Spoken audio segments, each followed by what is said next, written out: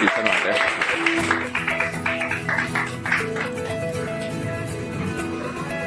ઘણા બધા ઓળખતા છે અને ઘણા નવાય છે. ઘણા ઓળખે છે પણ ભૂલી ગયા. કિશન જાદવ સ્ટાર્ટિંગમાં તો લગભગ મેં બીજા મહિનામાં જોઈન કર્યો એગ્રો વિશ્વાસ. સતીશભાઈ જોડે વિકાસમાં મુલાકાત થઈ હતી પહેલી વાર. ત્યારે હું ને નૈના બેનને એક જ દિવસે જોઈન થયા વિકાસ. પણ નૈના થોડું વધારે ફાવી ગયું વિકાસમાં એટલે ત્યાં રહી ગઈ મેં છોડી દીધી. લગભગ 3 મહિના જોબ પછી મેં વિકાસ જોયો. કિશન જાદવ સ્ટાર્ટિંગમાં તો લગભગ મેં બીજા મહિનામાં જોઈન કર્યો એગ્રો વિશ્વાસ. સતીશભાઈ જોડે વિકાસમાં મુલાકાત થઈ હતી પહેલી વાર. ત્યારે હું ને નૈના બેનને એક જ દિવસે જોઈન થયા વિકાસ. પણ નૈના થોડું વધારે ફાવી ગયું વિકાસમાં એટલે ત્યાં રહી ગઈ મેં છોડી દીધી. લગભગ 3 મહિના જોબ પછી મેં વિકાસ જોયું ને અહીંયા હેતલના કોન્ટેક્ટથી અહીંયા જોડું. પછી તો ખ્યાલ આવી ગયો કે આ તો અમારી બાજુના ઘરના જ છે. આમ તો છોડવાનું જ લગભગ 6 મહિના પછી છોડ્યું મેં અહીંયા. અને જ્યારે ત્યાં મારું એડમિશન થઈ ગયું ત્યારે મેં છોડ્યો વિશ્વાસ. પણ આજે તો ઠંડી શિયાળો છે તો અહીંયા તો ગરમી લાગે છે કેમ કે હવે લોકો ગેસ્ટ માને છે.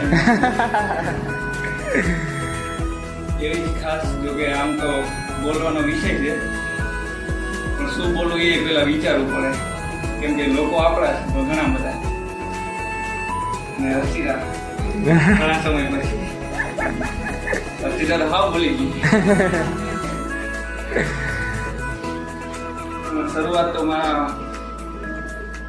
મને ગમતા વ્યક્તિ પાંધીથી શરૂઆત કરું. સાંભળો છો ને પારસ પાંધી? ઓળખો છો પારસ પાંધી? ત્યાંથી શરૂઆત કરી. ખાસ કાલ તો હાર્દિકભાઈને કોલ આવ્યો હતો સાંજે. હાર્દિકભાઈ તમારા માટે સ્પેશિયલ કહેવાય ને કે મેં કીધું હતું ને તો મળી ગઈ ને તમને સરપ્રાઈઝ મળી. હાર્દિકભાઈ જો કે જાણ થઈ છે મેં એને કીધું બાવળ તો મારા થયા છે તમારો કોલ આવ્યો. પાંધી એવું કહે છે કે એવા બનો કોઈ ભેટીને રડી પડે એવા લાયક બનીએ તો પણ ઘણું છે. કોઈ ભેટીને રડી પડે એવા લાયક બનીએ તો પણ ઘણું છે.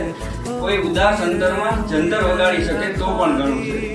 અરમાનો એવા નથી મુમતાજ પાછળ તાજ બનાવું પાંધી. અરમાનો એવા બિલકુલ નથી કે મુમતાજ પાછળ તાજ બનાવું પાંધી. પણ એની હાજરીમાં બેફામ દિલ પર પ્યાર થાય તો પણ ઘણું છે. વાહ વાહ. લખના હે ધામની ધૂણી રે ધખા. ગમતા વ્યક્તિ પાંધી છે અને ખૂબ સાંભળું છું. પછી તમે જાણતા જ હશો નાજીરને તો પથિક તો જેત જે પથના સહારા પણ દગો દેશે. પથિક તો જેત જે પથના સહારા પણ દગો દેશે. ધરીલે રૂપ મંજિલનું તો ઉતારા પણ દગો દેશે. ધરીલે રૂપ મંજિલનું તો ઉતારા પણ દગો દેશે. મને મજબૂર ના કરશો શ્વાસ નહીં બોલાવું. અમને તો અનારનો અનુભવ છે તમને તમારા પણ દગો દેશે. વાહ વાહ. હું મારી હાથે જ ડુબાડી દેત નૌકા મજદારે. હું મારી હાથે જ ડુબાડી દેત નૌકા મજદારે. ખબર જો હોત નાજીર કે આ કિનારા પણ દગો દેશે. વાહ વાહ. ઠરી જાશે હમણાં એમ જાણીને મેં ઠાયરા નહીં એને. ઠરી જાશે હમણાં એમ જાણીને મેં ઠાયરા નહીં એને. પણ ખબર નહોતી નાજીર કે આ નજીવા તિખારા પણ દગો દેશે. હું જાણું છું છતાં નિસ્દિન લૂંટાવા જાઉં છું નાજી. હું જાણું છું છતાં નિસ્દિન લૂંટાવા જાઉં છું નાજી. પણ શિકાયત કોને જઈ કરવી કે આ લૂંટારા પણ દગો દેશે. વાહ વાહ. પછી આપણે એવું લાગે કે કોઈ માણસ આપણી ઇજ્જત નહીં કરતું, આપણે રિસ્પોન્સ નહીં આપતું, કેમ કે અત્યારની ઉંમર છે થાય એવું બધું. આપણે કઈ બસના માણસો છે એ જાણીએ છીએ પહેલે. એટલે એના માટે કવિ કહે છે નીર અમારા ખાડા જોઈ મરજીવા તું મફેર મોહ. આપણે જે મરજીવા જે મોતી લેવા જાય દરિયામાં એ ખારા નીર જોઈને એવું લાગે કે આમાં તો શું હશે એમ. નીર અમારા ખારા જોઈ મરજીવા મફેર મોહ. જરાક તરિયા અમારા તપાસ અને કુબેર પણ કંગાળ લાગશે કારણ. વાહ.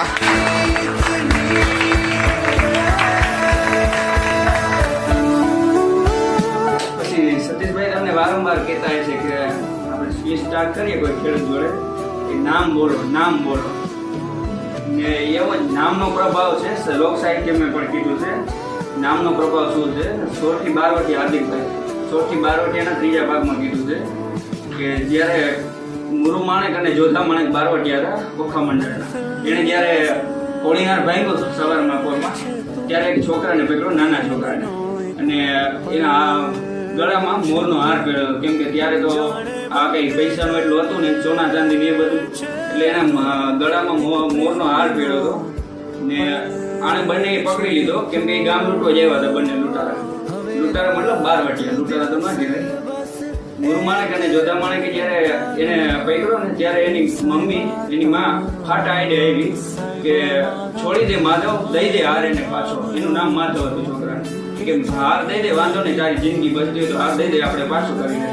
ત્યારે જોધા માણેકના કાનમાં માધવ શબ્દ પડ્યો, અને જોધો માણેક મુરુ માણેકને કહે છે કે છડે દે ભા, ઇनको છડે દે, માધવ અસાંજો પે હે. કેમ કે કાળિયો ઠાકરી કે આપણો બાપ છે તો છોડી દે.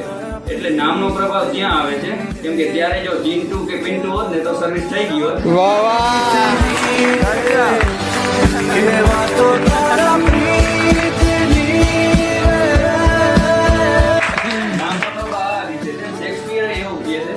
ગુલાબને ચંપો કહીએ તો શું ફેર પડે? કઈ ગુલાબ છે, મટી તો જવાનું નથી, અને ચંપો મટી જવાનું નથી. ત્યારે આ ઉદાહરણ 16 થી 12 માંથી અનુભવ ગઢવી કવિ છે, અનુભવ ગઢવી, ત્યારે એને રિપ્લાય કરે છે આ રીતે. તારું ઉદાહરણ મળી ગયું.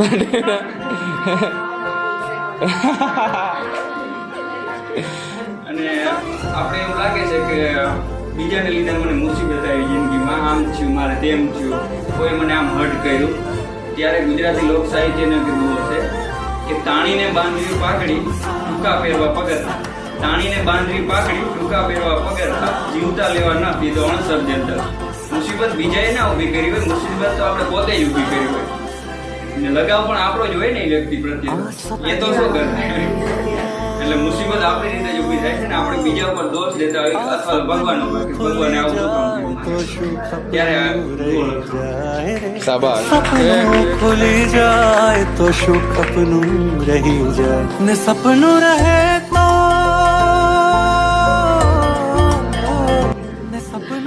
અને તમે જાણતા હશો ખલીલ ધનતેજીને, પદ્મશ્રી આપણા મોટા ગજાના આમ કહેવાય તો કવિ અને નવલકથાકાર, જે કોરોના વખતે વિદાય લીધી એમણે, અને મરણોપરાંત એમને 2022માં લગભગ પદ્મશ્રી આપવામાં આવ્યું.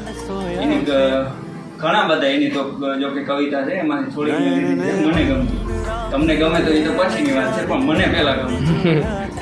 રગરગથી અને રોમ રોમથી તૂટી જવાય છે, રગરગથી અને રોમ રોમથી તૂટી જવાય છે, તો પણ મજાની વાત છે કે જીવી જવાય છે. તો પણ મજાની વાત છે કે જીવી જવાય છે. ને વરસાદ પણ શું કરે અને છત્રી પણ શું કરે, બીજાને કોરો રાખવા ખુદ પલળી જવાય છે. તમને જોયા છે તમે છો એ કવિતા ખાસ તો આપણને નહીં ખાવ, તમે બધા સાંભળી, આપણને નહીં ખાવ, એની થોડીક લાઈનો. તમે મન મૂકીને વર્ષો, ઝાપટું આપણને નહીં ખાવે. તમે મન મૂકીને વર્ષો, ઝાપટું આપણને નહીં ખાવે. અમે તો હેલીના માણસ, આ માવઠું આપણને નહીં ફાવે.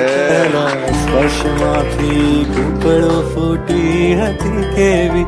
કહો તો માછલીની આંખમાં, કહો તો માછલીની આંખમાં ડૂબકી દઈ આવો. કહો તો માછલીની આંખમાં ડૂબકી દઈ આવો, પણ આ છીછરું ખાબોચિયું આપણને નહીં ખાવે. તું નહીં આવે તો તારું આવું પણ ચાલશે, તું નહીં આવે તો એ આવું પણ ફાવશે અમને. ઘરે આવી પાછું જાવું તારું નહીં ફાવે. તને ચાહું અને તારા ચાહનારોને પણ ચાહું. તને તો ચાહું પણ તારા ચાહનારોને ચાહું. તું આપી દે દિલ પાછું, આપણને આ બધું નહીં ફાવે. તમને જોયા તમાચો ખાઈ લો ગાંધીની ગીરીના નામ પણ હું, તમાચો ખાઈ લો ગાંધીગીરીના નામ પણ કસ્તુરબાને બા કહેવું આપણને નહીં ફાવે. એની છે બીજી કવિતાઓ ઘણી બધી છે. આ તો નહીં ફાવે એને તો ખાસ એને પદ્મશ્રી મળ્યો હતો એ કવિતા ઉપર. ચિંતા કરવાની મેં છોડી, ચિંતા કરવાની મેં છોડી, જેવું પાણી એવું એવો હોળી, જેવું પાણી એવી હોળી. ચોક્કસ ઘટના જેવો છું હું, ચોક્કસ ઘટના જેવો છું હું, તું આવે છે વેલી મોડી. આંખોમાં છુપાયેલો છે પ્રેમ મારો આત્માએ આવી જાય તારી સામે. સળગતા ઘરને ભાડે રાખવાની ટેવ છે મારી. સળગતા ઘરને ભાડે રાખવાની ટેવ છે મારી. છે એનો એવો અર્થ કે તારી સામે અમથું નથી જોયું મેં. આ ઘણાને ઓછું સમજાય કે એ મળ્યા વર્ષો પછી તો મેં કીધું એ મળ્યા વર્ષો પછી તો મેં કીધું આપણી ઉપર મને શ્રદ્ધા હતી. એ મળ્યા વર્ષો પછી તો મેં કીધું આપણી ઉપર મને શ્રદ્ધા હતી ને વાત કહી દઉં દિલની આદત હતી બહુ પહેલા બાજી જે હારી છે પાછી લગાડી છે. મને ગમતા દ્વારકાધીશ ઉપર જે ખુશલી દંતજ વિશે લખ્યું છે. આવી જાય તો પળમાં આવે, આવી જાય તો પળમાં આવે એનું કઈ ઠેકાણું નહીં. આવી જાય તો પળમાં આવે એનું કઈ ઠેકાણું નહીં. નહીંતર જીવન ભવ તડપાવે એનું કઈ ઠેકાણું. ગોપીઓના વસ્ત્રો ચોરે અને માખણ પણ ચોરે. ગોપીઓના વસ્ત્રો ચોરે અને માખણ પણ ચોરે ને પાછો ગીતા સમજાવે એનું કઈ ઠેકાણું.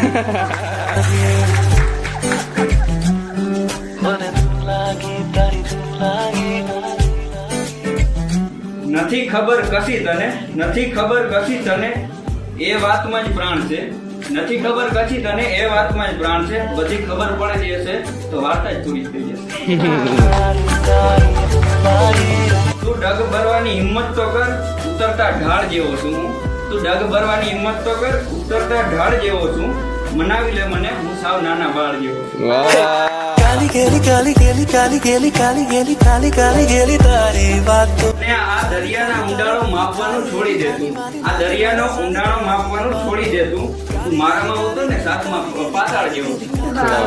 તારી વાતો ખાલી ખાલી તાલાવેલી થાય. ક્યાંક મળે તો રોકી લેજે બીજું શું. ક્યાંક તું મને મળે તો રોકી લેજે બીજું શું. તબિયત પૂછી લેજો બીજું શું. અને આપ અમારી જોડે રહેજો, આપ અમારી જોડે રહેજો. ના ફાવે તો વળતી ગાડી પકડી લેજો. તારી ધૂન લાગી રે લાગી રે લાગી રે તારી ધૂન લાગી. પરસેવાની સોળમથી લખ્યો છે પત્ર. જરા અંતર છાટી વાંચી લેજો બીજું શું. અને એક હિન્દી શાયરી મને બહુ ગમતી લાઈન. તમે પ્રેમાનંદ ને બધાને ઓળખતા.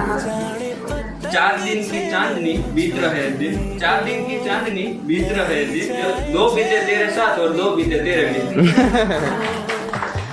અને ગઈકાલે મેં પણ થોડું લખ્યું છે. ખબર નહીં તમને ગમે કે નહીં ગમે, પણ બહુ મોડી રાતે લખ્યું. કેમ કે આ સતીશભાઈ જોડે મોડી વાત થઈ. મારે તો જો કે આવવાનું જ નતું, બીજા કામથી બહાર જવાનું. ત્યારે મને કહ્યું કે આ મોટા મોટા શહેરોના પ્રેમ તો ઠીક, પણ આપણો ગીર સૌરાષ્ટ્રનો કાઠિયાવાડનો કોઈ 22-25 વર્ષનો લવરમુખ છોકરો ગીરની કોઈ છોકરીના પ્રેમમાં પડે ત્યારે એની કલમ શું લખે કે હૈયે જાણે હેતથી મારા મનની વાતો કહેતી હોય. હૈયે જાણે હેતથી મારા મનની વાતો કહેતી હોય. જાણે રાતે ગીરની સિંહણ ગીરમાં ડણકું દેતી હોય.